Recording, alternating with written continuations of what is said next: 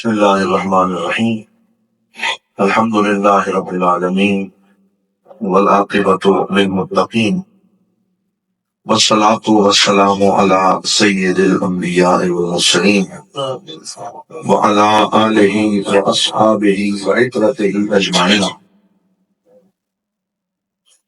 اما بعد فاعوذ باللہ من الشیطان الرجیم بسم اللہ الرحمن الرحیم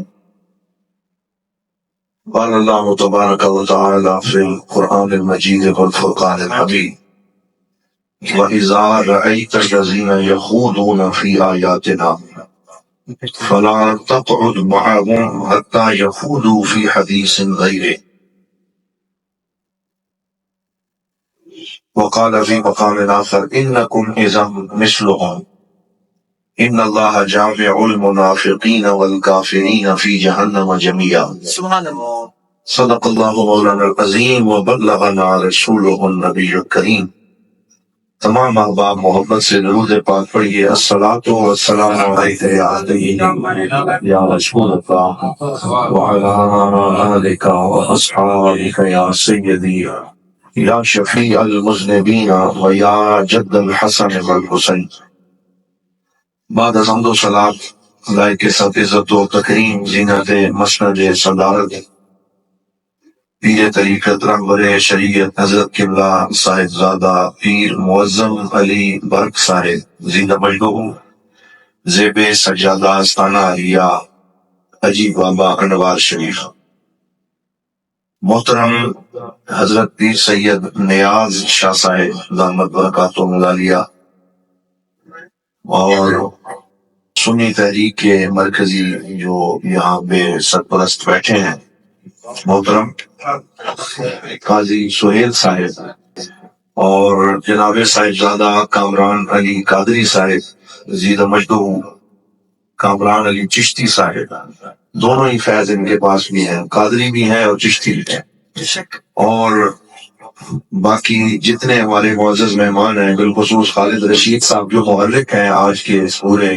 پروگرام کے، میں ان سب کو مبارکباد پیش کرتا ہوں جنہوں نے اتنے حساس موضوع کے اوپر بڑی سنجیدگی کے ساتھ پروگرام بھی منعقد کیا، پٹیشن بھی دائر کی، درخواست جمع کرائی، اور صرف سوچا نہیں کہ ہمیں کچھ کرنا چاہیے بلکہ کر کے دکھا دیا، اور پھر وزیر اعظم آزاد کشمیر، صدر آزاد کشمیر اور جسٹس شریعت کورٹ اور بڑے بڑے جتنے محکمے ہیں ان تک اپنی آواز پہنچا دی ہے، کتاب لکھ دی ہے، اسلامی نظریاتی کونسل تک آواز پہنچائی ہے، اور پھر اس پہ عملی طور پہ کچھ کر گزرنے کا عزم کر لیا ہے۔ میں یہ سمجھتا ہوں کہ یہ بہت بڑی مبارک کی بات ہے، اور وہ جو حضور صلی اللہ علیہ وسلم نے فرمایا کہ جب کوئی گناہ یا منکر دیکھیں تو سب سے نچلا درجہ یہ ہے کہ دل میں برا جانے، اور اس سے اوپر والا درجہ یہ ہے کہ زبان سے برا کہیں،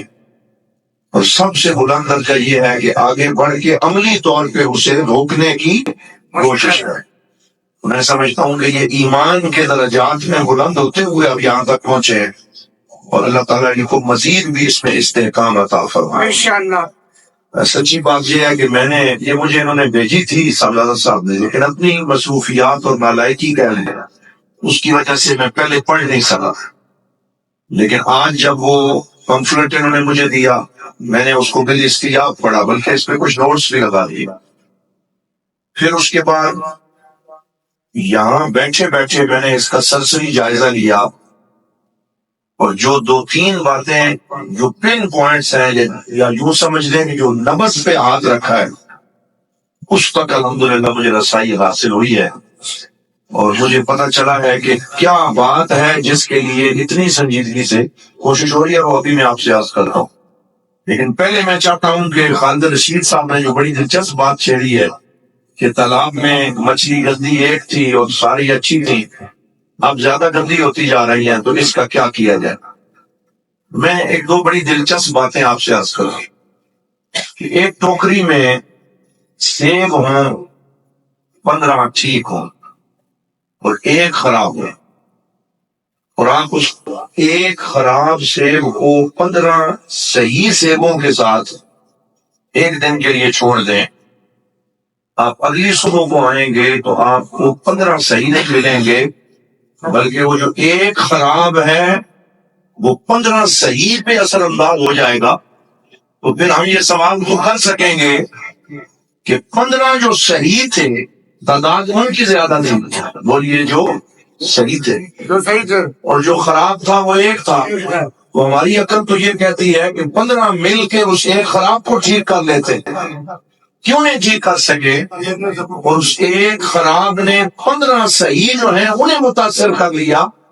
یہی تو اللہ تعالیٰ ہمیں سمجھانا چاہتا ہے یہ چھوٹی چھوٹی مثالیں دے کر کہ تم ایسا ماحول ہی مہیا نہ کرو جہاں پہ صحیح کے ساتھ خراب کو رہنے کی گنجائش دی جائے. کیونکہ اگر تم نے یہ ماحول پرووائڈ کر دیا تو پھر یہ گلا نہ کرنا کہ صحیح زیادہ تھے اور ایک تھوڑا تھا، تم نے اسے اکٹھا چھوڑے ہی کیوں. یہی تو ہمیں کہا گیا. میں نے آیت بھی کسی لیے بیٹھے بیٹھے سوچا یہی اس آیت میں اس کا جواب ہے کہ وَإِذَا رَأَيْتَ الَّذِينَ يَخُوضُونَ فِي آيَاتِنَا، اللہ فرماتا ہے کہ جب تم دیکھو کہ کچھ لوگ چوک چوراہے میں بیٹھ کے ہماری نشانیوں کے بارے میں ٹھٹھا کر رہے ہیں، مذاق اڑا رہے ہیں، اسلامی قوانین کے اوپر کیچڑ اچھال رہے ہیں. تو اب میں یہ کہوں کہ میں تو صحیح ہوں، میں نے تو نہیں خراب ہونا، میں بڑا مستحکم ہوں، تھوڑی دیر چیزہ لے لیتا ہوں، میں بھی بیٹھ جاتا ہوں. تو قرآن نے واضح کیٹیگوریکلی حکم دے دیا، فرمایا فَلَا تَقْعُدْ مَعَهُمْ، ان کے ساتھ بیٹھنے کی غلطی نہ کرو، حَتَّى يَخُوضُوا فِي حَدِيثٍ غَيْرِهِ، ہاں جب وہ اپنا ٹاپک چینج کریں پھر ان کے ساتھ بیٹھو اور انہیں پتہ چل جائے کہ اگر ہمارا ٹاپک غلط ہوا تو یہ بندہ ہمارے ساتھ کبھی بھی بیٹھے گا نہیں. انہیں پتہ ہو کہ تم غلط بات نہیں سن سکتے، تم غلط ماحول میں بیٹھ ہی نہیں سکتے. فلا تقعد معهم، یہ فعل امر ہے، فعل نہیں ہے. واضح حکم کر دیا کہ تم نے ان کے ساتھ نہیں بیٹھنا یہاں تک کہ وہ ٹاپک چینج کر لیں. اور دوسری آیت میں فرمایا اگر تم ان کے ساتھ بیٹھ گئے انکم اذا مثلهم، پھر تم بھی انہی میں سے گن جاؤ. اللہ اکبر. اور پھر آگے فرمایا ان اللہ جامع الکافرین والمنافقین فی جہنم جمیعا، اور اللہ جہنم میں جب کافروں کو ڈالے گا تو ساتھ بیٹھے ہوئے منافقوں کو بھی ڈالے گا، اللہ انہیں وہاں پہ جمع کر دے گا. تو اس لیے وہ پاکستان کے نام نہاد انٹلیکچوئل جو کہتے ہیں اقلیت ہیں، ان کے حق ہیں جی، ان کو رہنے کیوں نہیں دیتے، تو وہ اصل میں اس پورے فطرتی نیچرل اور قرآنی قانون کے ہی خلاف جا رہے ہیں. تو یہ بڑا ویلڈ کوسچن ہے جو انہوں نے اٹھایا اور انہوں نے جڑ سے اس بات کو پکڑا. ابھی میں ہٹیاں والا سے آ رہا ہوں، یہ میرے دوست میرے ساتھ تھے، کانفرنس سے خطاب ہوا، تحفظ ناموس رسالت اور عقیدہ ختم نبوت کانفرنس تھی. گفتگو کے بعد میں بیٹھ گیا. آپ کی آزاد کشمیر کے ایک سیاسی شخصیت تھے بڑے مشہور، وہ آئے، انہوں نے کہا کہ بھائی کیوں تم ان کو اقلیتوں کے حقوق نہیں دیتے؟ یہ اقلیت ہے جیسے یہودی اقلیت ہے، عیسائی اقلیت ہے، تو ان کو بھی اقلیتوں کے حقوق دے دو. باقی یہ ہم ضرور کہتے ہیں کہ ان کو کوئی غلط کام نہیں کرنا چاہیے، یعنی اوپر سے یہ بھی کہہ رہے تھے کہ ٹھیک ہے انہیں غلط کام نہیں کرنا چاہیے، انہیں تم ان کے ہاتھ دے. وہ چلے گئے. ایک اور وزیر صاحب آئے، انہوں نے بھی جب یہی بات دہرائی تو میں اٹھ کے دوبارہ سٹیج پہ آ گیا اور میں نے ان سے یہی سوال کیا جو خالد رشید صاحب نے یہاں لکھا ہے. یہ ایک حسن اتفاق ہے کہ یہ ابھی 1 گھنٹہ پہلے جو میں وہاں عملی طور پہ کر کے آیا ہوں وہی خالد رشید صاحب نے یہاں پہ لکھا ہے. میں نے ان سے کہا، دونوں وزیر صاحب سے بھی اور سیاستدان سے بھی، میں نے کہا جناب مجھے یہ بتائیں کہ ہم انہیں اقلیت، چلو فرض کیا مان بھی لیتے ہیں کہ ٹھیک ہے جی وہ اقلیت ہے، کیا وہ یہ ماننے کے لیے تیار ہے کہ ہم اقلیت ہیں؟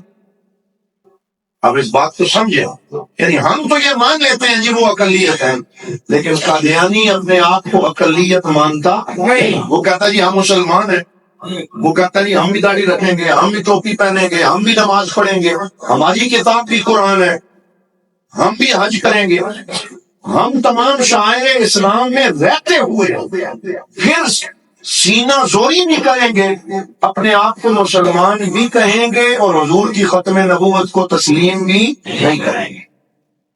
تو یہ ہے وہ دوگلی پالیسی، یہ ہے وہ مسئلہ جو خالد رشید صاحب نے اپنی پٹیشن کے اندر جو جز دال اور جز جیم ہے، نہیں دال اور زے، اس میں انہوں نے باقاعدہ یہ میں نے انڈر لائن کر دیا، انہوں نے بہت اچھے طریقے سے ڈسکس کیا ہے اور یہ مطالبہ کیا ہے کہ آپ نے یہ وہ کہہ دیا 1974 کے قانون میں کہ یہ غیر مسلم ہیں، کافر ہیں، لیکن آپ نے جب انہیں اقلیت کہہ دیا تو یہ باقی اقلیتوں کی طرح سملر نہیں ہے، کیونکہ باقی اقلیتوں کا دین اور ہے، ان کا مزاج اور ہے۔ ہمیں پتہ ہے کہ وہ عیسائی ہے، ہمیں پتہ ہے کہ وہ یہودی ہے، لیکن ان کو آپ نے اگر اقلیت کہہ کے کھلا چھوڑ دیا تو یہ آپ کے ہی مسلمان بھائیوں کو خراب کریں گے، یہ اسلامی شاعر کا استعمال کریں گے جیسا کہ وہ کر رہے ہیں۔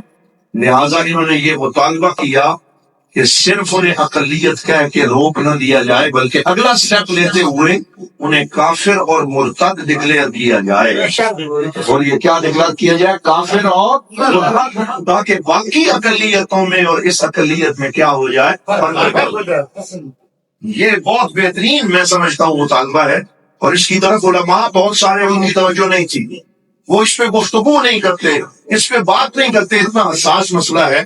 اور یہی جب جنیوا میں حضرت ضیاء الحق رحمۃ اللہ تعالیٰ علیہ تشریف لے گئے عالمی عدالت میں، تو اس وقت بھی وہ لوگ یہی کہہ رہے تھے آپ انہیں اقلیت کیوں نہیں مانتے؟ تو حضور ضیاء الحق رحمۃ اللہ تعالیٰ علیہ نے فرمایا باقی اقلیتوں میں اور ان کے اندر یہ فرق ہے کہ باقی اقلیتیں ہم انہیں مانتے ہیں کہ وہ حضور صلی اللہ علیہ وسلم کو نبی تسلیم نہیں کرتے، اور حضرت عیسیٰ کو فائنل نبی مانتے ہیں، اور حضرت عیسیٰ کے بعد حضور کو نہیں مانتے، لہذا وہ عیسائی۔ یہودی حضرت موسیٰ کو اپنا آخری اور فائنل نبی مانتے ہیں، اور موسیٰ کے بعد نہ عیسیٰ کو مانتے ہیں نہ حضرت محمد صلی اللہ علیہ وسلم کو مانتے ہیں، لہذا وہ یہودی ہیں۔ تو وہ یہودی ہیں، دوسرے عیسائی ہیں، تو وہ شخص جو حضور کی ختم نبوت کو نہیں مانتا وہ مسلمان کیسے ہو سکتا ہے؟ وہ اپنے آپ کو مومن کیسے کہہ سکتا ہے؟ لہذا یہ ہونا چاہیے کہ یہ صرف اقلیت نہیں بلکہ سارے مل کے بولو مرزائی کافر بھی ہے اور مرتد بھی ہے۔ سارے مل کے بولو مرزائی کافر بھی ہے اور مرتد بھی ہے۔ اور یہ ان کا بنیادی مطالبہ ہے کہ الحاد کا رد بھی ہو، اور ساتھ یہ کلیئرٹی ہمارے قانون میں آ جائے تاکہ کسی قادیانی کو کھل کھیلنے کا موقع نہیں ملے، کسی قادیانی کو۔ اور یہی بات میرا شریف سے حضرت قبلہ مفتی شیر محمد خان صاحب نے سپریم کورٹ کے اندر جسٹس صاحب کے سامنے کھڑے ہو کے کی۔ انہوں نے فرمایا جناب آپ نے 1974 والا قانون بنا کے سامنے ان کے سلاخیں تو لگا دی، لیکن قانون میں ایسا خلا چھوڑ دیا، مثال دی اس کی صاحب نے۔ انہوں نے فرمایا یہ ایسا ہی ہے کہ چوروں کو، ڈاکوؤں کو سلاخوں کے پیچھے بند کیا جائے اور کہا جائے کہ تم باہر نہیں نکل سکتے، اور اسی کمرے میں پچھلے دروازے میں چھوٹی سی کھڑکی کھول دی جائے۔ تو کیا قانون کا مقصد پورا ہوگا؟ بولے پورا نہیں ہوگا۔ پورا تب ہوگا کہ سامنے بھی سلاخیں ہو اور چاروں طرف سے کہیں سے بھی اسے نکلنے کا راستہ نہ ملے۔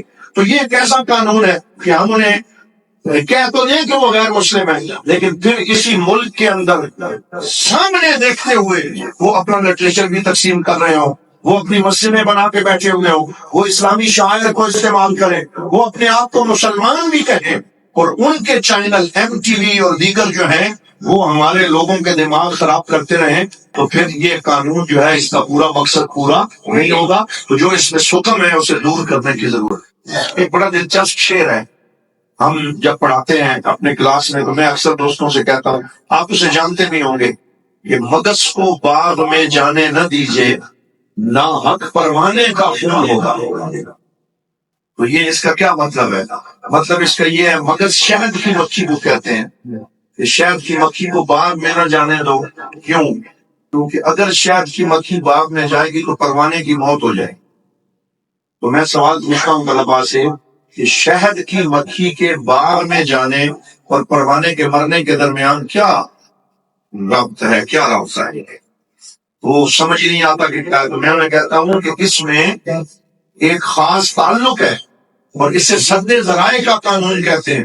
اور اس کا معنی یہ ہے کہ اگر شہد کی مکھی باغ میں جائے گی تو پھولوں پہ بیٹھے گی، پھولوں پہ بیٹھے گی تو ان کا رس چوسے گی، رس چوسے گی تو واپس آ کے چھتا لگا کے شہد بنائے گی، شہد بنائے گی تو چھتا لگے گا، کوئی آنے والا شہد کو نکالے گا، چھتا پیچھے چھوڑ جائے گا، اس چھتے سے موم بنے گا، موم سے موم بتی بنے گی، موم بتی جلے گی تو اس پہ پروانہ آئے گا، پروانہ آئے گا تو وہ مر جائے گا. انہوں نے کہا کہ مگس کو باغ میں جانے نہ دیجیے، نہ حق پروانے کا خون ہوگا، یعنی تم پہلا راستہ ہی روک دو تاکہ آخر میں کوئی نتیجہ خراب نہ ہو.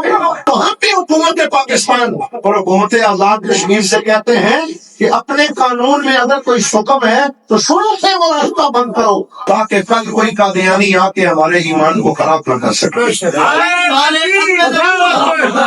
آج ختم نبوت، تاجدار ختم نبوت، تاجدار ختم نبوت. یہاں پہ ایک اور بات، میں آج خالد رشید صاحب کے لیے میں یہ ساری گفتگو کر رہا ہوں کیونکہ بڑے حساس طبیعت کے ہیں اور بہت اعلیٰ کام کیا، دل خوش ہو گیا اسے دیکھ کر. میں ایک اور بات یہاں عرض کر رہا ہوں، وہ یہ ہے کہ ایک دفعہ میں اسلامک یونیورسٹی کی کانفرنس میں شریک تھا اور اس کا عنوان تھا دا اسلامائزیشن آف پاکستانی لا، کہ پاکستان کے قانون کی اسلامائزیشن کرنی ہے تو کیسے ہوگی. میرا اس میں مقالہ تھا دا رول آف جسٹس میر محمد کرم شاہ غزری ان دا اسلامائزیشن آف پاکستانی لا. پاکستان کے قانون کو اسلامائز کرنے میں اللہ ضیاء الحق کا کردار کیا. مجھے اس میں پہلی دفعہ کچہریوں کے چکر لگانے پڑے، پی ایل ڈی کو اٹھایا، ایف ایس سی کو اٹھایا، اور جو فیڈرل شریعت کورٹ کے فیصلے ہیں وہ دیکھے، پینل کوڈ، پاکستان کے لیگل ڈیسیژن وہ سب کھنگالے. اس میں سے حضرت ضیاء الحق کے فیصلے جو آپ نے جسٹس آف شریعت کورٹ ہوتے ہوئے کیے تھے ان کو دیکھ کے ایک آرٹیکل تیار کیا. اسلامک یونیورسٹی میں جا کے وہ آرٹیکل میں نے پیش کیا جو چھپ بھی چکا ہے. تو اس کانفرنس کی صدارت فرما رہے تھے جسٹس جواد ایس خواجہ، جو پہلے سپریم کورٹ آف پاکستان کے چیف جسٹس رہ چکے ہیں، تو اب بھی موجود ہیں، لاہور میں ہوتے ہیں، ایک ادارہ چلا رہے ہیں. جسٹس جواد صاحب نے آخر میں گفتگو فرمائی. تو اب یہ وہ گواہی ہے جو میں نہیں دے رہا، آپ نہیں دے رہے، بلکہ عربی میں کہتے ہیں وَشَاهِدَ شَاهِدٌ مِّنْ أَهْلِهَا، کہ وہ انہی کے اپنے ایک بندے نے گواہی دی ہے، خود وہ بول اٹھائے. اس نے کہا جب پاکستان بنا ہونا تو یہ چاہیے تھا کہ پاکستان کا قانون بھی قرآن سے لے کر پورے کا پورا اسلامی اور قرآن کا قانون بنایا جائے. لیکن ہم نے کیا کیا، ہم نے ٹاٹ میں مخمل کا پیمن لگانے کی کوشش کی. الٹ کام ہوتا ہے. ہم نے پاکستان کے اندر جو آزادی ہند کا قانون تھا جسے 1935 کا ایکٹ کہا جاتا ہے، 1935 کا، اس کو تھوڑا بہت گلیا بدل کے ہم نے اسے پاکستان کا قانون بنا دی. اور آج تک اکثر فیصلے وہی چل رہے ہیں جو 1935 کے قانون والے تھے، اور تھوڑا بہت ان کو اگلا بدلا کر کے اس پہ تھوڑا سا رنگ چڑھا کے ہم نے اسے اپنا قانون بنایا. تو انہوں نے مولانا روم کا شعر پڑھا. انہوں نے کہا کہ مولانا روم نے لکھا کہ ہر بنائے کون کے آباداں کند اولاں بنیاد را ویراں کند، کہ اگر آپ نے کسی پرانے کھنڈر پہ نئی عمارت تعمیر کرنی ہو تو اس کا یہ طریقہ نہیں ہے کہ پرانی بنیادوں پہ نئی دیواریں کھڑی کر لو، بلکہ طریقہ یہ ہے پہلے بنیادیں کھول ڈالو، پرانی بنیادیں بھی کھول ڈالو اور بنیادیں بھی اپنی نئی تعمیر کر کے لاؤ، پھر وہ صحیح عمارت ہوگی.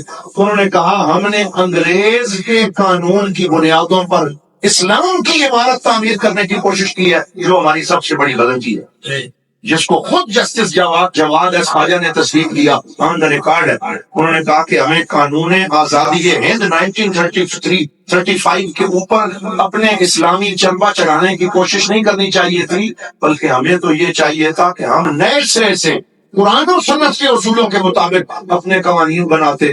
آج بھی ہمارے بہت سے قوانین ایسے ہیں جنہیں مزید اسلامائزیشن کی ضرورت ہے. تو ہم کب تک اسلامائزیشن کرتے رہیں گے اور یہ مسائل موجود رہیں گے؟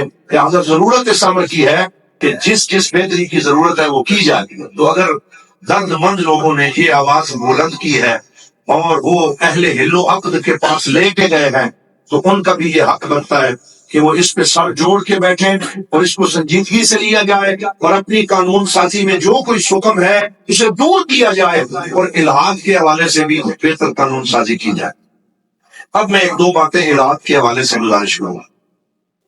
ہمارے ہاں الحاد اور ایتھیزم کا کاؤنٹر کرنے کے لیے جو نیریٹو ہے وہ شاید ہمیں بدلنے کی ضرورت ہے۔ یہ میں اپنے مذہبی حلقے کی بات کر رہا ہوں۔ ہمارے یہاں رجحان یہ ہے کہ جناب اگر ملحد ہے اور کوئی خدا کے وجود کا انکاری ہے تو میں اس سے بحث نہیں کروں گا، بلکہ میں اسے کہوں گا کہ میں بغیر دلیل کے مانتا ہوں، تو جو مرضی ہے کرتا۔ اور پھر ہمارے علماء جو واقعہ سناتے ہیں وہ یہ ہے کہ حضرت غالباً امام فخر الدین رازی کی بات سناتے ہیں، یہ کسی بڑے عالم کی، کہ آخری وقت میں شیطان ان کے پاس آ گیا اور اس نے کہا جی کہ بتاؤ اللہ کے ہونے کی دلیل کیا ہے؟ تو انہوں نے ایک دلیل دی، شیطان نے رد کر دی، دوسری دی تو رد کر دی، حتیٰ کہ 70 دلیلیں دی اور شیطان بھی بڑا عالم ہے اس نے رد کر دی۔ تو اب ان کے لیے ایمان بچانا مشکل ہو گیا، تو پھر ان کے شیخ جو بہت دور کہیں وضو کر رہے تھے، انہوں نے اپنے تصرف سے چلو بھر پانی لے کے اپنے مرید کی طرف پھینکا۔ غالباً حضرت نجم الدین کبریٰ کی بات کی جاتی ہے کہ انہوں نے وہ پانی پھینک کے کہا کہ تو کہتا کیوں نہیں ہے کہ میں نے بات نہیں کرنی، میں بغیر دلیل کے مانتا ہوں۔ تو جب انہوں نے یہ کہا تو ان کی زبان پہ جاری ہو گیا لا الہ الا اللہ محمد رسول اللہ، اور وہ ایمان بچا کے چلے۔ دل کے بہلانے کو غالب یہ خیال اچھا۔ یعنی میں یہ کہتا ہوں کہ ٹھیک ہے ایک حد تک بات بن جاتی ہے، ہم کسی کا منہ بند کرا سکتے ہیں، لیکن 21ویں صدی کا یہ تقاضا نہیں ہے کہ ہم الحاد کا کاؤنٹر نیریٹو دینے کے لیے اس طرح کا قصہ سنا کے گزر جائیں، بلکہ ہم جس دنیا میں ہیں یہ لاجک کی دنیا ہے، یہ دلیل کی دنیا ہے، یہ منطق کی دنیا ہے، جہاں دلیل کا حق دلیل سے ہونا چاہیے۔ لہٰذا آج ہمیں اپنا رویہ بدلنے کی ضرورت ہے کہ جب ہمارے سامنے کوئی ملحد آئے تو ہم یہ نہ کہیں کہ میں دلیل نہیں دیتا، میں بغیر دلیل سے مانتا ہوں، بلکہ ہماری اتنی تیاری ہونی چاہیے کہ ہم اس کا جواب عقل اور قرآن و سنت کے پیمانے پہ دے کر اسے مطمئن کر سکیں اور اسلام کا دفاع کر سکیں۔ تو اس کے لیے ہمارے نوجوان علماء کو تیاری کرنے کی ضرورت ہے۔ لیکن مسئلہ تو یہ ہے کہ تیاری تو کب کریں جب انہیں فرصت ہو۔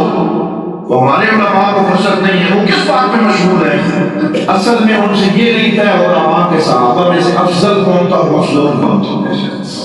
ان کی بہت زیادہ مصروفیت ہے۔ مصروفیت کیا ہے کہ اذان سے پہلے درود پڑھنا، یہ بات میں بھی پر یہ مسئلہ حل ہو رہا۔ ان کی بڑی مصروفیت ہے۔ کیا مصروفیت ہے ان کی؟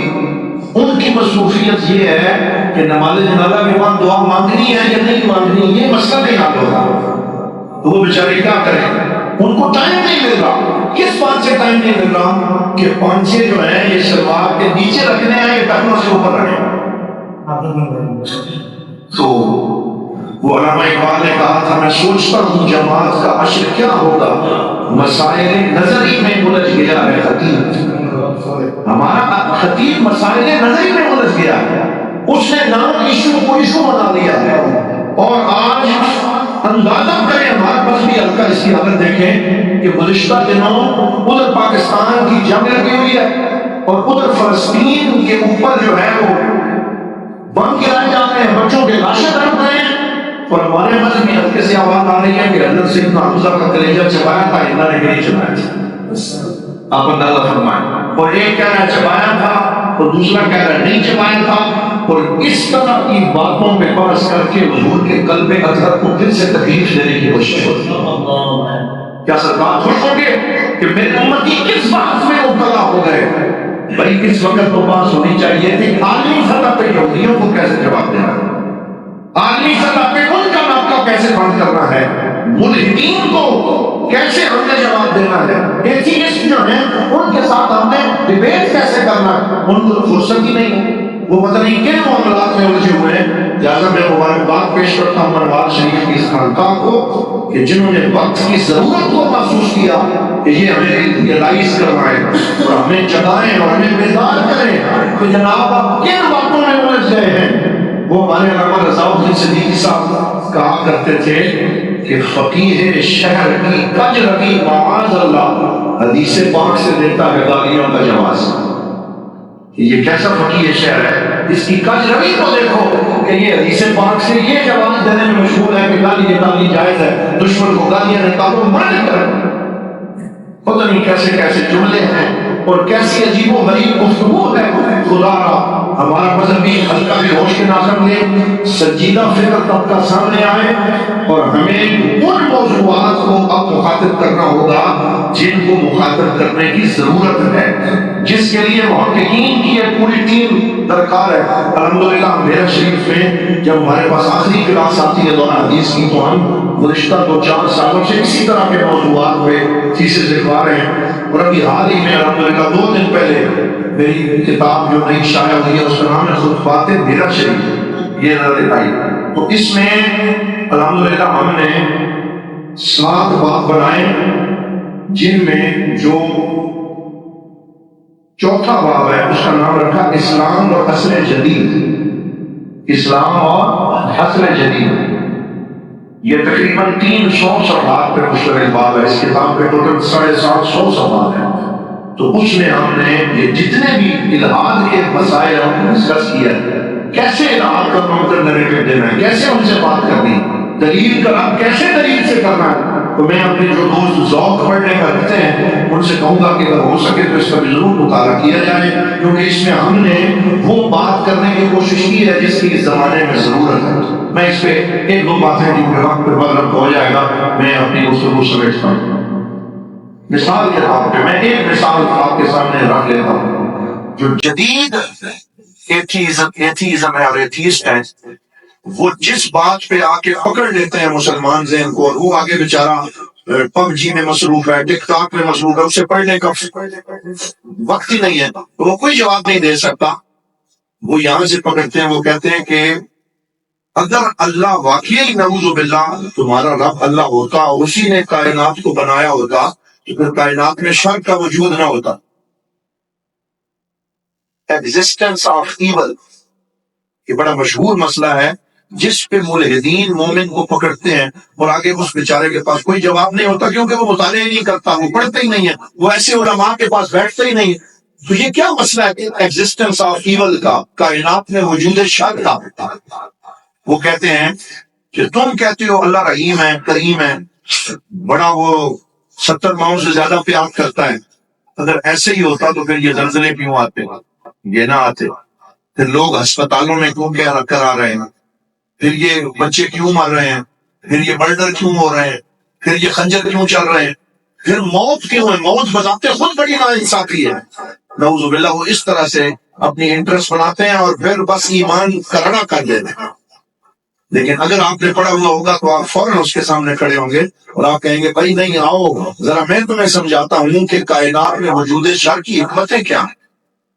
تو پھر ہم انہیں بتاتے ہیں، ہم کہتے ہیں بھائی ایسا نہیں ہے جیسے تو بات کو فوراً ختم کرنا چاہتا ہے، بلکہ اللہ تعالی نے شر کے وجود کا حکم نہیں دیا، اس نے شر کے وجود کی اجازت دی ہے. اور حکم دینے میں اور اجازت دینے میں فرق ہے. بولیے ذرا، حکم دینے میں اور اجازت دینے میں فرق ہے. اب آپ پوچھیں گے کیا فرق ہے، تو ہم کہیں گے کہ پورے قرآن میں اللہ تعالیٰ نے کہیں یہ نہیں کہا کہ نعوذ باللہ قتل کرو، مارو یا برا کام کرو، بلکہ اللہ نے قرآن میں فرمایا ان اللہ لا یأمر بالفحشاء والمنکر، اللہ فحاشی کا حکم بھی نہیں دیتا، اللہ منکر اور برائی کا حکم بھی نہیں دیتا. ان اللہ لا یأمر بالفحشاء، اللہ برائی کا حکم نہیں دیتا، پھر اس کی اجازت کیوں دیتا ہے، پھر اس کے لیے گنجائش کیوں دیتا ہے؟ گنجائش اس لیے دیتا ہے تاکہ وہ تمہیں آزما سکے کہ تم خیر کی طرف جاتے ہو یا شر کی طرف جاتے ہو. اگر وہ اجازت نہ دے تو پھر بولیے آزمائش بھی ہو سکتی نہیں. اور اس کی مثال ہم اس طرح دیتے ہیں کہ آپ ایگزامینیشن ہال میں بچے نے ایف ایس سی کے پیپر دینے ہیں، وہ آ جائے بیٹھ جائے اور ٹیچر اسے کہے کہ تمہیں سوال کا غلط جواب دینے کی اجازت ہی نہیں ہے، تم نے صرف صحیح ہی جواب لکھنا ہے. تو پھر آپ مجھے بتائیں کہ کیا ایگزامینیشن اس طرح ہو سکتا ہے؟ جب آپ اسے اجازت ہی نہیں دیں گے کہ وہ اپنی مرضی سے کچھ لکھ سکے، پھر آپ خود ڈکٹیٹ کروا دیں. اگر آپ خود ڈکٹیٹ کروائیں گے تو پھر تو آپ نے نقل لگوا دی، آپ نے خود ہی سارا جواب بتا دیا. جب آپ نے جواب بتا دیا تو پھر امتحان کا کوئی معنی نہ رہا. امتحان تب ہوگا جب آپ اسے ٹائم پیریڈ بھی دیں گے اور کھل کھیلنے کا موقع بھی دیں گے اور بتا دیں گے کہ صحیح جواب یہ ہے، غلط یہ ہے، سال پورا پڑھائیں گے، پھر اس سے امتحان لیں گے. لیکن امتحان میں اسے خود ہی چھوٹ دیں گے، صحیح لکھ تیری مرضی، غلط لکھ تیری مرضی. لیکن اگر تو صحیح لکھے گا تو نمبر اتنے ملیں گے، اور اگر غلط لکھے گا تو اتنے نمبر کاٹے جائیں گے. امتحان تو ہوتا ہی تھا جب آپ اس کو یہ گنجائش دیں گے. تو اللہ نے ہمیں پہلے پڑھایا، ہمیں پہلے بتایا کہ خیر کیا ہے، شر کیا ہے، پھر اس دارالامتحان میں اجازت دے دی کہ آؤ یہ چند دن میں تمہیں موقع دیتا ہوں کہ تم خیر کی طرف جاتے ہو یا شر کی طرف جاتے ہو. تو اگر یہ موقع اللہ نہ دیتا تو بولیے امتحان ہو سکتا نہیں. پھر اللہ تعالیٰ نے اس شر کے اندر بھی خیر رکھا. اور وہ کیا خیر رکھا ہے؟ اگر بیماری نہ ہوتی تو صحت کی قدر نہ. بولیے اگر بیماری نہ ہوتی تو صحت کی قدر نہ. اگر زلزلے نہ ہوتے تو استحکام اور امن کی قدر نہ آتی. اگر جنگیں نہ ہوتی تو انسان کو امن کی قدر نہ آتی. اور پھر اللہ تعالیٰ نے بیماری کو اصل نہیں بنایا، صحت کو اصل بنایا. کیوں؟ کیونکہ بندہ ساری زندگی بیمار نہیں رہتا، ساری زندگی صحیح رہتا ہے. بیمار تو 5 دن ہوتا ہے، 3 دن ہوتا ہے. اور بیماری اس لیے طاری ہوتی ہے تاکہ بندہ شکر بھی کرے، صبر بھی کرے. صبر کرے گا درجے بلند ہوں گے، شکر کرے گا تو درجے اور بلند ہوں گے. ہر چیز کی حکمت ہے. اور پھر جو موت کو ظلم کہتے ہیں، تو ہمارے ایک استاد مصر میں ہمیں پڑھاتے ہوئے کہا کرتے تھے کہ موت جتنی بڑی رحمت ہے، اگر انسان اس کو سمجھ جائے تو پھر وہ کبھی موت سے نفرت نہ کرے. یہ بھی اللہ رب العزت کی حکمت ہے کہ وہ ایک وقت میں آ کے انسان کو سنبھال لیتا ہے. وہ کہتے فرض کرو تم ایک ہی گھر میں نہ ہو اور اسی گھر میں تمہارا 10واں دادا بھی موجود ہو اور سارے آبا و اجداد بھی ایک ہی گھر میں موجود ہوں، اور شام کو اس لیے جھگڑا ہو رہا ہو کہ چارپائیاں کم ہیں اور بندے زیادہ ہیں، اور اسی پہ ہی تم مرتے رہو. وراثت آگے منتقل نہ ہو کیونکہ سب سے بڑا بزرگ تو فوت نہیں ہوا، اور وراثت ساری اسی کے ہاتھ میں، نیچے سارے بلک رہے ہیں. اور پتہ نہیں کتنی حکمتیں ہیں. تو اللہ نے سب کو اپنی اپنی باری کے بعد بلا لیا اور اس باری پہ فیصلہ فرما دیا. اگر تم اپنی باری اچھی گزار کے جاؤ گے تو اللہ تمہیں ابدی زندگی عطا فرما دے گا. تو اگر اس طریقے سے عقلی معیارات کے ساتھ جواب دیے جائیں، میں نے ابھی صرف ایک مسئلہ چھیڑا اور اس ایک مسئلے کے چند جوابات ذکر کیے. ابھی تو پورا دبستان ہے، ہزاروں سوالات ہیں، ان کے لاکھوں جواب ہیں. ضرورت اس امر کی ہے کہ ہم پڑھیں، ہم ان موضوعات کی طرف آئیں، ان پہ ریفریشر کورسز منعقد کریں. میں یہ سمجھتا ہوں کہ آج کا سیمینار بارش کا پہلا قطرہ ہے، اس کے بعد موسلادھار بارش ہونی چاہیے اور اس کے بعد یہ سلسلہ جاری رہنا چاہیے. اور ہمارے یہ سنجیدہ فکر لوگ اب چھوڑے ان جلسوں کو کہ جس میں ایک ایک گھنٹہ ناخوان یہی کہتا رہتا کہ ہاتھ کھڑے کرو، اب خود بھی کھڑے ہو جاؤ، اب بیٹھ جاؤ، اور ورزش کرواتا ہے. اب چھوڑے اس کو، اب ایسے سنجیدہ فکر محافل کی طرف آئے جس میں ہمارا دماغ استعمال ہو. ہم ورزش نہ کریں، ہمارا دماغ ورزش کرے. ہم بیٹھیں اور بیٹھ کے دین کو سمجھیں، سنجیدہ مقالات پڑھے جائیں، ڈیبیٹ ہو، سوال و جواب کی نشست ہو. ہمیں اس طرح کی محافل کی ضرورت ہے. میں شکر گزار ہوں کیونکہ وقت اتنا ہے نہیں کہ اب مزید کوئی گفتگو کی جائے. تو میں نے ایک تو جو مطالبہ خالد رشید صاحب اور ان کی پوری ٹیم نے، صاحبزادہ کامران قادری صاحب نے، اور جتنے بھی پٹیشنر ہیں انہوں نے صاحبزادہ حضرت پیر معظم صاحب کی سرپرستی میں دائر کیا ہے، ہم سب ہاتھ کھڑے کر کے اس مطالبے کے اندر پوری طرح اتفاق کریں. یہ عین شرعی اور آئینی مطالبہ ہے اور اس پہ مزید ڈیبیٹ اور غور و فکر کے ساتھ مزید علماء کو شریک کیا جائے. اور میں انشاءاللہ یہ پوری کوشش کروں گا کہ اگر خالد رشید صاحب اجازت دیں گے تو اس کتاب کو ہم ضیاء القرآن پبلیکیشن لاہور سے شائع کرنے کے لیے پوری کوشش کریں گے. یہ ضیاء القرآن پبلیکیشن لاہور سے بہترین انداز میں شائع ہو، اہل علم تک پہنچے. یہ میں اپنی طرف سے ایک محبت پیش کر رہا ہوں، اس پہ انشاءاللہ مزید گفتگو کریں گے. دعا ہے اللہ تعالیٰ ہم سب کو اسی طرح کے سنجیدہ کام کرنے کی توفیق عطا فرمائے. وآخر دعوانا آپ سے ضروری کرنا ہے، اگر آپ اجازت دیں تو آپ ضرور فرمائیں. کیونکہ سیمینار کا بنیادی مقصد یہ ہوتا ہے نا، جو سوالوں کا سیشن ہوتا ہے اس میں سوال جواب ہونا ضروری ہے. بہت سارے لوگ ایسے ہوتے ہیں ان کے ذہن میں مختلف چیزیں آتی ہیں، وہ یہ متعدد ہم نے وہاں دیکھا بھی ہے. تو سوال میرے پاس 3 تھے، تو آپ بسم اللہ فرمائیں. 3 میں سے میں 2 سوال کروں گا. ایک سوال تھوڑا خاص نوعیت کا ہے، وہ شاید کنفیوژن بن جائے. اگر 2 سوال کروں گا، وقت کیونکہ کم ہے آپ کا. پہلا سوال یہ ہے ڈاکٹر صاحب کہ یہ جو الحاد ہے، یہ الحاد صرف اصل سے ہے یا فرو سے؟ ایک تو یہ بات. اور اسی کے اندر سوال اس صرف اصل سے ہے. میں سوال کر رہا ہوں، اس الحاد صرف اصل سے ہٹ جانا یا فروحات سے بھی ہٹ جانے کو الحاد کہا جائے گا؟ ایک تو یہ بات. بہت اچھا سوال. دوسری بات یہ ہے، میں اب یہ کرنا چاہ رہا ہوں کہ توحید، رسالت، ولایت، یہ جو ہمارے عقائد ہیں، دیگر جتنے جو ہماری بنیادی عقائد ہیں، ان کو پوری شکل، پوری حیثیت ساتھ، پوری تشریعات توضیحات کے ساتھ ماننا ضروری ہے. جو اس سے ہٹ جائے تو کیا وہ بھی ملحد قرار پائے گا؟ جو شان رسالت کو پورا نہ مانے، تو شان ولایت کو، وہ شان نبوت کی کسوٹی ہے. شان ولایت، کہ شان ولایت کا منکر ہو، شان ولایت کو پورا نہ مانے، شان رسالت کو پورا نہ مانے، تو کیا خیال ہے کہ وہ بھی لوگ ملحد کرائیں گے یا نہیں؟ بہت اچھا. یہ سوال ہے. ایک سوال اس کو یہ متعدد سوال ہے. یہ ذیلی اس کا یہ ذیلی پوائنٹ ہے. دوسرا سوال حضور صاحب یہ ہے، ہمارے بہت سارے علماء کرام بڑے قابل احترام یہاں پر تشریف فرمائے ہیں، وہ ایک چیز جو ڈسٹرب کرتی ہے، پریشان کرتی ہے، وہ یہ کر رہی ہے. میں نے بہت سارے دوستوں نے یہ سوال کیا بھی ہے پہلے بھی، کہ پاکستان بھر میں، ہم دنیا کی بات نہیں کرتے، پاکستان بھر میں اب آج الحمدللہ لاکھوں کی تعداد میں علماء کرام موجود ہیں. تو میں آپ سے یہ سوال کرتا ہوں، آپ نے بالکل جسٹیفائی کرنا ہے اس کو، کیا ہمارے علماء کرام جو منبر و محراب کے وارث ہیں، کیا اس کے تقاضے کو اگر پورا کرتے ہیں؟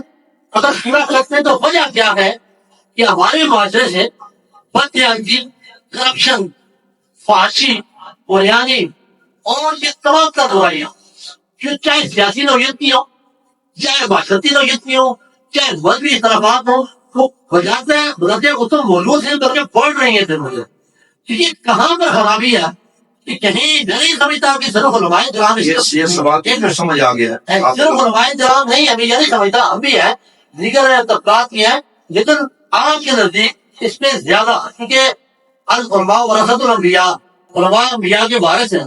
تو اس زمن میں آپ سے سوال ہے کہ آپ اس میں تھوڑا سا ہمیں جسٹیفائی کیجیے. یہ شوکت صاحب ہے، یہ میں پہلے ان سے ملاقات بھی ہے اور بڑا درد دل رکھتے ہیں اور بہت اچھی گفتگو بھی فرماتے ہیں. میں ایک تو خیر مقدم کرتا ہوں آپ کی گفتگو کا.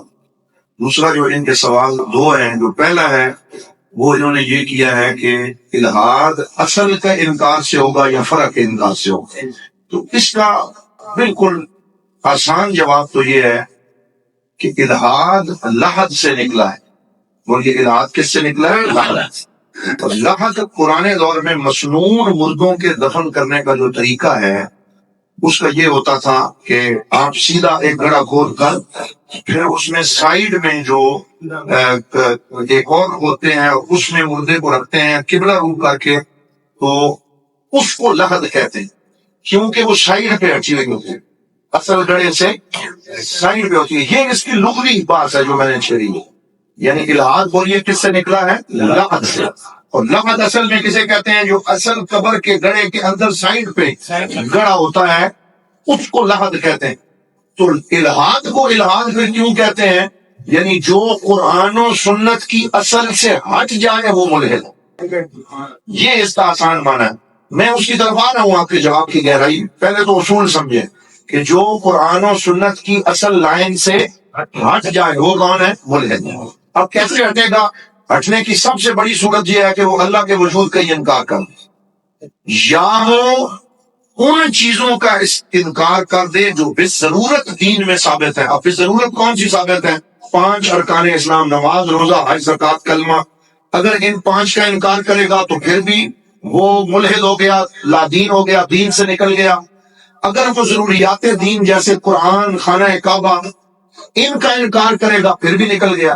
اب اس سے نیچے آتے جائیں، صحابہ کرام کوئی ولی اب اگر ان کا انکار کرے گا تو وہ ملحد بھی نہیں ہوگا، کافر بھی نہیں ہوگا. بات سمجھے، اصولی طور پہ وہ فاسق ہوگا. یہ کیٹاگرائزیشن احکام کی ہے کہ سب سے اوپر والا کون ہوتا ہے؟ کافر. کافر کے نیچے گناہگار کو کیا کہتے ہیں؟ فاسق. اب فاسق کی دو قسمیں ہیں اصل میں. یہ تو پھر درب یدرب وہ جس نے پڑھا ہوا وہ پھر سارا وہی پتہ چلے گا کہ فاسق کی دو قسمیں ہیں. ایک فسق اعتقادی ہے اور ایک فسق عملی ہے. فسق عملی یہ ہے کہ وہ نماز نہیں پڑھتا تو فاسق ہے، اس نے اپنے ماں باپ کا حق ادا نہیں کیا تو وہ فاسق ہے. وہ دیگر شرابی ہے تو وہ فاسق ہے. اب شرابی بھی کافر نہیں ہے، وہ کون ہے؟ فاسق ہے. تو شرابی کافر نہیں ہے بلکہ کون ہے؟ سوائے ایک شرابی کے، وہ شرابی جو شراب کو حلال سمجھ کے پیے گا وہ کافر ہو جائے گا. اور جو یہ سمجھتا ہے کہ یہ حرام ہے لیکن پھر بھی وہ پی لیتا ہے تو کرتا بہت برا ہے لیکن وہ کافر نہیں ہوا، وہ کون ہوا ہے؟ فاسق. تو یہ درجات ہیں دین کے اندر. لیکن یہاں میری ایک بات بڑی اہم آپ نے یاد رکھنی ہے سب دوستوں نے، کہ جیسے میں نے شروع میں کہا تھا کہ مگس کو باغ میں جانے نہ دیجیے، ناحق پروانے کا خون ہوگا. تو جو فسق سے نہیں بچے گا اور کہے گا ہلکی بات ہے کوئی بات نہیں جانے دو، اور مسلسل فسق کرتا رہے گا، تو اسے عربی میں کہتے ہیں الفسق مفضٍ الی الکفر، کہ یہی فسق اسے چلاتا چلاتا ایک دن کفر تک لے جائے گا. ایک بندہ وہ تھا جس کے بارے میں مولانا روم نے بصری میں لکھا ہے کہ وہ کہتا تھا میں سب کو مانتا ہوں، سب کو مانتا ہوں، میں کسی کا انکار نہیں کرتا، تو ایک چھوٹی سی گناہ کر لیتا ہوں.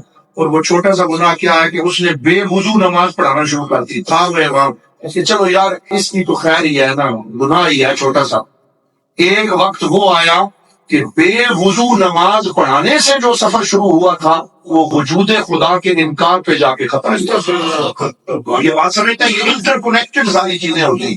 کوئی آپ نے یہ نہ سمجھے کہ بھائی میں نے تو چھوٹی سی بات کی ہے خیر ہے چلنے دو. نہیں، اگر آپ نے اس کو نہ روکا، اسی وجہ سے ایک انجینئر ہمارے ہاں جو واردات کر رہا ہے وہ یہ نہیں، نہ وہ اللہ تعالیٰ کی ذات پہ ہاتھ ڈال رہا ہے نہ رسول اکرم پہ، لیکن وہ نیچے لیول پہ ادب کے جو پردے ہیں نا، ادب کے پردے نیچے سے لے کے اوپر تک انٹر کنیکٹڈ ہے، آپس میں جڑے ہوئے. آپ ایک پردے کو ہاتھ ڈالیں گے تو وہ وہاں پہ سلسلہ رکے گا نہیں.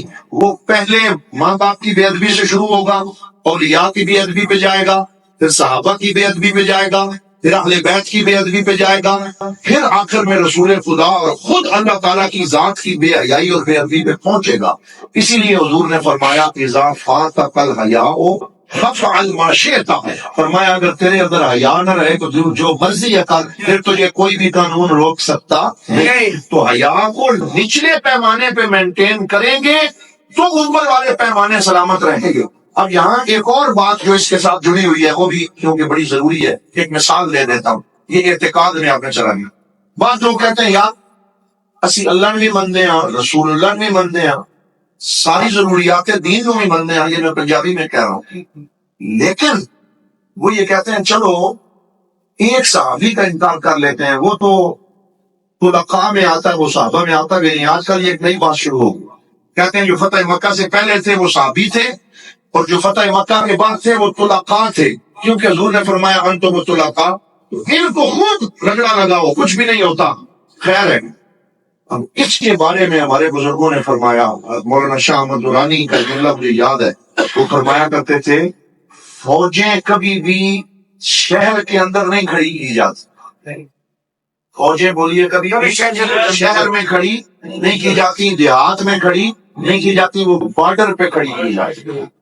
بارڈر محفوظ ہوگا تو شہر محفوظ ہوں گے، اگر بارڈر محفوظ نہیں ہوگا تو فوجیں آگے آتی جائیں گی یہاں تک کہ وہ شہر کے قلب اور وسط میں پہنچ جائیں گی. تو اگر آپ یہ کہیں نہیں جی میں نے تو چند آخری لیول کے صحابیوں پہ ہاتھ ڈالا ہے، میں شہر میں نہیں گھسا، میں تو ہم کہیں گے کہ بھائی بارڈر محفوظ کرو گے تو تمہارے شہر محفوظ رہیں گے، اور اگر بارڈر محفوظ نہیں کرو گے تو تمہارے شہر بھی محفوظ نہیں رہیں گے. اس لیے کسی درجے پہ بھی بے ادبی سے بچ جاؤ، کسی درجے پہ بھی بے ادبی سے بچ جاؤ تو پھر تمہارا دین محفوظ رہے گا. دوسرا سوال آپ کا ہاں وہ کوئی بڑا اہم تھا. وہ کیا تھا؟ میں بالکل اختصار سے جواب دیتا ہوں. انہوں نے کہا جی علماء کی غیر ذمہ داری کی وجہ سے کتنا نقصان ہو رہا ہے. تو میں اپنے پیر و مرشد حضرت پیر کرم شاہ صاحب کی ایک بات آپ کو سناتا ہوں. وہ فرماتے تھے کہ اگر ہمیں وہ گفتگو کرتے ہوئے کامران صاحب کو معلوم ہے، وہ فرماتے تھے کہ اگر تم نے کسی جگہ پر 1 گھنٹہ گفتگو کرنی ہے اور وہاں پر لوگ کتنے ہیں 300 جنہوں نے تمہیں سننا ہے، اور تم بغیر مطالعہ اور تیاری کے وہاں جا کے گفتگو کر رہے ہو اور ادھر ادھر کی مار اور بھانک آئے ہو، پیر صاحب فرماتے تھے یہ نہ سمجھنا کہ تم نے اپنا 1 گھنٹہ ضائع کیا، تم نے قوم کے 300 گھنٹے ضائع کیے۔ اور یہ کتنے 300 گھنٹے ضائع۔ کتنے ہی خطباء ایسے ہیں جو اپنی قوم کے سینکڑوں ہزاروں گھنٹے ضائع کر رہے۔ تو یہ میں نہیں کہہ رہا کہ اس طبقے میں کوئی کمزوری نہیں ہے، ہم تو خود کہتے ہیں کمزوری ہے۔ کمزوری کیا ہے؟ ہمارے بہت سارے خطیب ایسے ہیں وہ جمعہ پڑھانے کے لیے جب گھر سے نکلتے ہیں کپڑے پہن لیتے ہیں تو گھر سے مسجد آتے ہوئے راستے میں سوچتے ہیں کہ آج کیا کہنا ہے، جو ان کے ذہن میں آتا ہے وہ فرما دیتے، اور آگے سے جو مجمع ہے اسے بھی پتا ہے کہ بھائی جب کی بات تو ملنی نہیں ہے، وہ بھی کہتے ہیں کہ تقریر مولوی صاحب ختم کر لیں، جب ہمیں پکا یقین ہو جائے کہ اب جماعت ہونے لگی اب ہم اسی ٹائم میں پہنچیں۔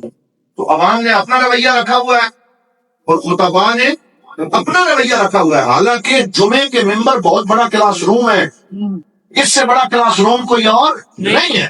اگر اس کلاس روم کو ہمارا خطیب اور عالم اچھے طریقے سے استعمال کر لیتا تو آج قوم کا یہ حشر نہ ہوتا، وہ پورا ہفتہ تیاری کرتا۔ میں آپ کو اپنی بات سناتا ہوں، جب میں نے میرا شریف خطبہ دینا شروع کیا تو ابھی میں مصر سے پڑھ کے آیا تھا، مجھے اپنے آستانہ کے مزاج کا صحیح اندازہ اتنا نہیں تھا، ساتھ اسے لیکن اتنا نہیں تھا، ڈر بھی لگتا ہے، تو میں نے صورتوں کے فضائل بیان کر دیے جمعے پہ کہ یہ صورت پڑھیں تو یہ فضیلت ہوتی ہے، یہ پڑھیں تو اتنا سا۔ مجھے پیر صاحب نے بلایا، بلا کے فرمایا تمہیں ہم نے فضائل اور چھو منتر کے لیے جمعہ کا نہیں کہا، ہم نے تمہیں زندہ موضوعات پہ بات کرنے کے لیے ڈیوٹی لگائی۔ کیا فرمایا؟ زندہ موضوعات۔ اب زندہ موضوعات سے کیا مراد ہے کہ خطیب سارا ہفتہ ملک و قوم کے احوال کا جائزہ لے، اخبار پڑھے، خبریں سنے، معاشرے سے جڑا رہے، معاشرے میں ہونے والی خرابیوں کو دیکھے، پھر قرآن و سنت کو پڑھے، پھر تیاری کے بعد 20 منٹ آ کے گفتگو کرے، لیکن اس کا ایک ایک جملہ زمانے کی نبض پہ ہاتھ رکھ رہا ہو تو دیکھتے ہی دیکھتے پورے معاشرے کی حالت سدھر جائے۔ اس چیز کی ضرورت ہے کہ خطیب اپنے حصے کا کام کرے اور ڈیوٹی دے، باقی بھی آگے کا آگے ہی بگڑا ہوا ہے۔ وکیلوں کو ہاتھ ڈال لیں تو خالد رشید صاحب بتائیں گے کہ وہاں کیا ہو رہا ہے، اور ڈاکٹروں کو ہاتھ ڈال لیں تو بسم اللہ، اور وہاں پہ بھی بہت کچھ ہے، اللہ ہی بہتر جانے۔ ہر شعبے کی یہی حالت ہے، اگر ہر ایک بندہ اپنے شعبے کی اصلاح کی ذمہ داری اٹھا لے تو بہتری آ سکتی ہے۔ میں دعا کرتا ہوں کہ اللہ تعالیٰ ہماری اس مجلس کو مجلس علم میں شمار فرمائے اور ہم سب کو اس کی بہتری اور خیر عطا فرمائے۔ دل تو یہ کرتا ہے کہ یہ مجلس چلتی رہے اور ہر بندہ مجھ کے ایک سوال کرے اور پھر ہم آپس میں ڈیبیٹ کرتے رہے، کیونکہ یہ ماحول وہ ہے جو اللہ کو بھی پسند ہے، اللہ کے رسول کو بھی پسند ہے۔ آخری حدیث سنیں، ایک دن حضور نے فرمایا اسألو یرحمکم اللہ، تو میں سوال کیا کرو اللہ تمہارے اوپر رحم کرے۔ آگے پتہ کیا فرمایا؟ فَإِنَّهُ يُؤْجَرُ فِيهِ أَرْبَعَةٌ، فرمایا سوال کرتا ایک بندہ ہے، اجر 4 بندوں کو ملتا ہے۔ شوکت صاحب، سوال ایک بندہ کرتا ہے اور اجر 4 کو ملتا ہے۔ کس کو؟ السائل، سوال کرنے والا، والمسئول، جس سے سوال کیا گیا، والسامع، اور جو بیٹھ کے سن رہے ہیں، والمحب لہم، اور جو گھر بیٹھا ہوا ہے کسی مجبوری کی وجہ سے آ نہیں سکا لیکن وہ تڑپ رہا ہے کہ کاش میں بھی وہاں موجود ہوتا، فرمایا اللہ اسے بھی اس ثواب میں شامل فرمایا۔ یہ سوال و جواب کی برکتیں ہیں، ہمیں اس کو جاری رکھنا چاہیے، اس سلسلے کو۔ اللہ تعالیٰ آپ سب کا حامی بنا سکے۔